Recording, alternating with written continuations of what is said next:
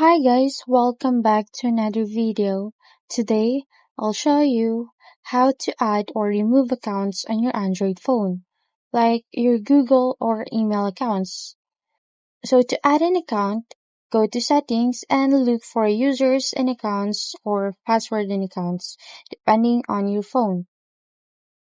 Scroll down and tap add account. Then choose the type like Google, email, Telegram, or X. Let's choose Google account. Next, enter your login details and you're done. Now, to remove an account, go back to Accounts, then tap the account you want to remove. Select Remove Account, then Confirm.